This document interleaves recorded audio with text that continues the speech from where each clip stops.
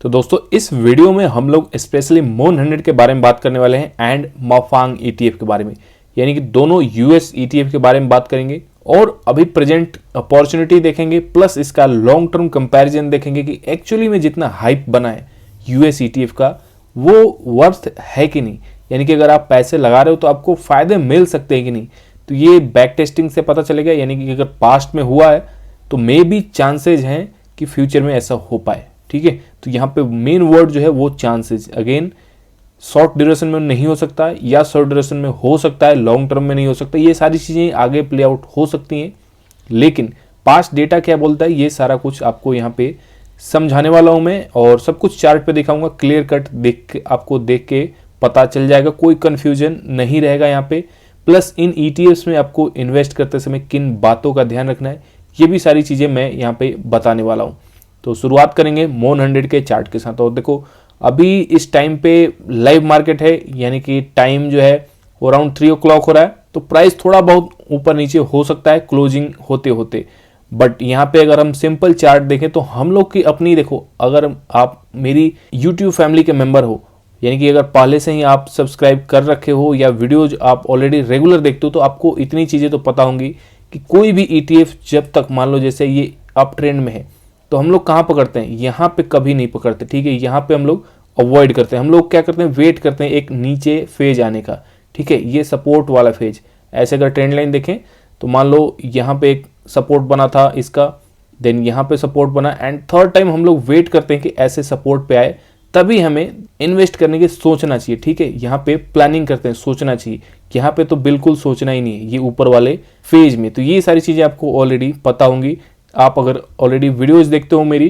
तो अब देखो यहाँ पे जो चीज़ मैं आपको बता रहा था, यहाँ पे सेम चीज़ देखो, ये स्विंग्स होता हुआ किस तरह से अभी ऊपर गया था, एंड यहाँ पे ऑलरेडी मेरी वीडियोस देखोगे, मैं मैक्सिमम टाइम आपको अवॉइड का ही यहाँ पे हमेशा बात किया हूँ। और देखो वैसे मैं जो बता रहा हूँ ना, ये मतलब कोई बाइंग सेलिंग रिकमेंडेशन ही है, यहाँ पे एनालिसिस के बेसिस में आपको बोल रहा था कि ये अवॉइड वाला फेज है। गलती जरूर मैं आपको जरूर बताता हूँ, यहाँ पे गलती करने की कोशिश मत करना। बाकी वैल्यूएबल टाइम आता है तो मैं ऑलरेडी आपको एनालिसिस करता हूँ, एंड वहाँ पे क्या रिस्क फैक्टर है ये सारी चीज़ें मैं आपको जरूर बताता हूँ। प्लस मेथड क्या है, मेथड भी आपको यहाँ पे सारी चीज़ें मिल जाती हैं, किस तरह से इन्वेस्ट करना है। तो यहाँ पे कन्फ्यूजन की बात नहीं रह जाती और काफ़ी आप इजीली डिसीजन ले पाओगे। डिसीजन क्यों आपको लेना है, क्योंकि पैसे आपके लग रहे हैं, तो उसकी जिम्मेदारी आपकी है कि वो आप खुद से डिसीजन लो। एंड मेरी एनालिसिस के बाद आपको इसमें थोड़ा बहुत डेटा जरूर देखना चाहिए, या तो बैक टेस्ट और कर लो, कंपैरिजन करना और कंपैरिजन कर लो, ये सारी चीज़ें खुद से आपको थोड़ा बहुत करना है, एंड उसके बाद ही इन्वेस्टमेंट के लिए जाना है। तो अभी जो मैं बता रहा था, देखो सेम फेज आपको दिखेगा, ये स्विंग्स लेता हुआ मूविंग एवरेज पे नीचे आ चुका है, यानी कि ये ऊपर वाला पोर्शन तो खत्म हो चुका है।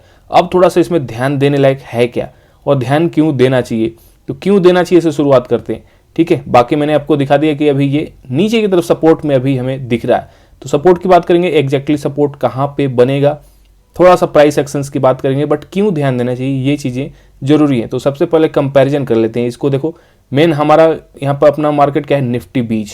ठीक है, तो निफ्टी बीज के साथ मैं कंपैरिजन करूंगा, और लॉन्ग टर्म का डेटा दोनों का अवेलेबल है, यानी कि पिछला ये देखोगे तो 2011 से डेटा है, 2011 से अभी तक ऑलमोस्ट 14 ईयर्स देख लेते हैं। 14 ईयर्स हमारे पास टाइम अवेलेबल है, और इस 14 ईयर्स में किसने किसको बीट किया वो सारा दूध का दूध एंड पानी का पानी हो जाएगा। अब देखो ब्लू वाली कलर जो है, यहाँ पे सिंपल आपको मोन 100 की दिखेगी, जो ब्लू कलर की लाइन है।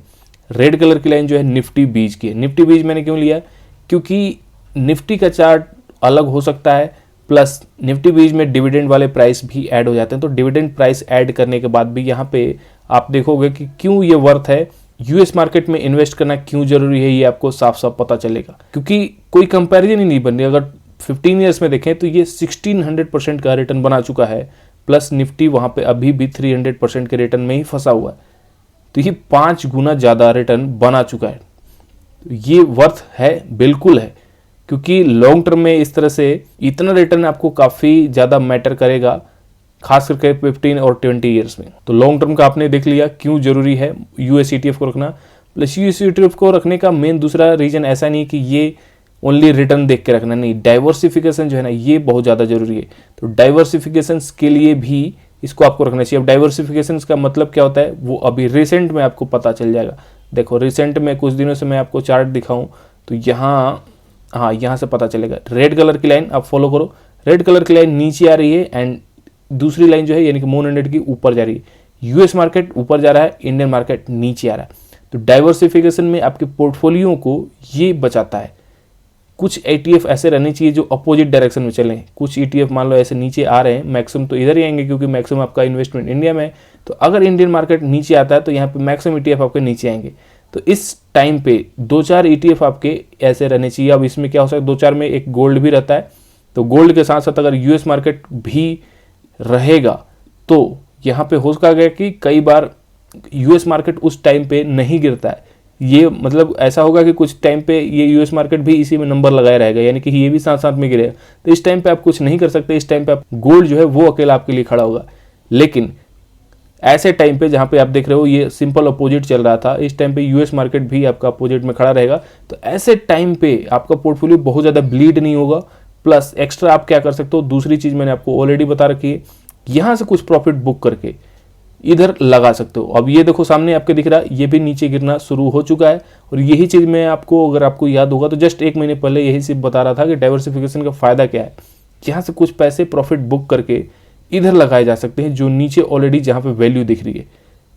यानी कि मान लो आपके पास 10,000 क्वांटिटी हो चुकी है, तो इस 10,000 में से 1,000 क्वांटिटी बेचो या 2,000 बेचो एंड देन इधर लगाओ। ये भी एक बढ़िया स्ट्रेटजी है शिफ्ट करने की। जहाँ पे वैल्यू है वहाँ पे लगाओ एंड जहाँ पे बहुत ज़्यादा ओवर वैल्यूड होगा क्योंकि यहाँ भी नीचे आएगा तो यहाँ पे फिर बाद में इधर से लगाया जा सकता है। जब ये काफ़ी ऊपर जा चुका तो यहाँ बुक करके वापस इसमें फिर से पुराने पोर्टफोलियो को अपना बिल्ड कर सकते हो। यानी कि जैसे मान लो आपने 3,000 4,000 क्वांटिटी बेच दी थी, वो वापस इसमें बाई कर सकते हो। ये थोड़ा सा एक्टिवली मैनेज करना पड़ता है, फंड मैनेजर की तरह सोचना पड़ता है और बहुत सारी चीज़ मैनेज करना पड़ता है। बट यूएस मार्केट जरूरी क्यों है ये साफ साफ आपको पता चल गया होगा, क्योंकि बहुत ज़्यादा रिटर्न की ताकत देने की इसमें क्षमता है।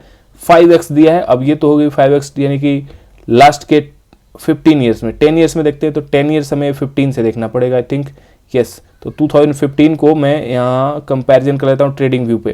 तो 2015 में लास्ट के 10 ईयर्स में भी काफ़ी डिफरेंस है। ये ब्लू वाली लाइन यानी मून 100 हमेशा बीट ही किया है निफ्टी को, तो 10 ईयर्स में भी ठीक है। लास्ट के 5 ईयर्स में देख लेते हैं 2020 से, और कोरोना का जो लो लगा है यहाँ से देखते हैं। तो ओके, अब देखोगे तो लास्ट के कोरोना के बाद निफ्टी ने थोड़ा सा स्पीड अप किया है एंड इस स्पीड अप में कहीं कहीं आगे भी रहा है।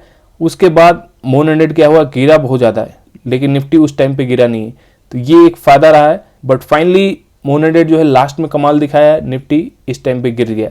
तो अभी भी देखें तो अल्टीमेटली 500 में 5 ईयर्स में भी मून 100 विनर ही रहा है। अब लास्ट के 2 साल देख लो जो बुल रन चला है, तो ये हमें 2023 से पता चलेगा। 2023 में कहानी पूरी पलट गई, यहाँ पे मून 100 बहुत ज़्यादा आगे है एंड निफ्टी फिर से नीचे की तरफ है। तो कहने का मतलब यूएस मार्केट जो है ये ज़रूरी पोर्टफोलियो में आपके लिए है, क्योंकि किसी टाइम पे ये बीट करेगा, किसी टाइम पे थोड़ा बहुत नीचे भी रहेगा। बट एनीवे डाइवर्सिफिकेशंस जरूरी है। चलो, तो आई होप कि क्यों रखना है ये चीज़ें आपको पता चलेगी होंगी। एंड यहाँ पे अब वापस कैंडल बेसिस पे आ जाते हैं और मूविंग एवरेज को ऑन कर लेते हैं, प्लस डेली चार्ट कर लेता हूँ। अब देखो ये थोड़ा सा इसमें गिरावट आ चुका है, क्योंकि काफ़ी दिनों से मैं आपको इग्नोर करने के लिए बोल रहा था। अभी मैं ऐसा नहीं बोल रहा हूँ कि मैं बाई कर लो यहाँ पे, लेकिन गिरावट अब देखो 17% हो चुकी है। तो क्या 17% एनफ है? नहीं, क्योंकि आ जाओ फिर गिरावट आपको दिखाता हूँ कितनी गिरावट होती है। तो रिसेंट गिरावट देखें, यहाँ से 2022 के आसपास हुआ था, जो 30% हो चुका है इसमें गिरावट। तो 17% देख सकते हो। प्लान बनाना है किसी को तो ऐसे प्लान बनाया जा सकता है कि जब ये 30% 35% आ सकता है और अभी 17% गिरा है, तो फिर मुझे क्या करना चाहिए? किसी को करना भी चाहिए। तो देखो, एक तो वेट कर सकते हैं कि इतना गिर जाए। अब इतना गिरेगा क्या, ये किसी को मालूम है क्या? नहीं मालूम है। तो फिर अनसर्टेनिटी है, तो एक ही सिंपल वर्ड है ये, क्योंकि किसी को मालूम नहीं कि ये 30% आएगा नहीं आएगा। बीच में ये 15% गिर के भी चला जाता। अब देखो यहाँ पे ये 15% 17% यहाँ पे आया था, मूविंग एवरेज से टच होकर वापस चला गया और यहाँ से 50% रिटर्न भी लगा दिया। अगर ये नहीं समझ में आ रहा तो देखो, यहीं से मैं अब चेक कर रहा हूँ, तो ये देखो 52% का रिटर्न इसने बना दिया। तो ये चीज़ें हो सकती हैं आपके साथ, लेकिन इसका मतलब क्या है कि ये फोमो में आ जाए फिर बाई कर ले? नहीं, पूरा कैलकुलेशंस करके ही जाना है और सबसे छोटी क्वांटिटी के साथ शुरुआत करना है। प्लस सपोर्ट देखने, तो सपोर्ट दिखा देता हूँ मैं आपको। सपोर्ट सबसे बेस्ट सपोर्ट कहाँ पे बनेगा, एक ये है जो कि ऑल टाइम हाई का इसका बना है एंड ये बनेगा 172 के आसपास। तो 172 आने में अभी भी टाइम है, क्योंकि 183 काफ़ी ऊपर है, लेकिन इससे पहले दूसरा सपोर्ट जो है मूविंग एवरेज का, खुद से देख सकते हो आप, मूविंग एवरेज भी एक अच्छा खासा सपोर्ट का काम करता है, प्लस यहाँ एक सपोर्ट, छोटा सपोर्ट प्राइस एक्शंस का भी दिखेगा। तो ये 176 ये भी एक बढ़िया सपोर्ट है, लेकिन ये चीज़ आप याद रखना, ऐसे मौके जो है ना यहाँ वाले, ये दोहराए जा सकते हैं, गिरा है तो ये फिर से ऐसे इस फेज में डाउन ट्रेंड में दिख सकता है। डाउन ट्रेंड में दिखेगा तो फिर ये 30-35% ईजिली लगा सकता है। तो इसके लिए आपकी तैयारी होनी चाहिए, क्योंकि ये गिरा नहीं है अभी, तो इस तैयारी को आपको लेके चलना है दिमाग में।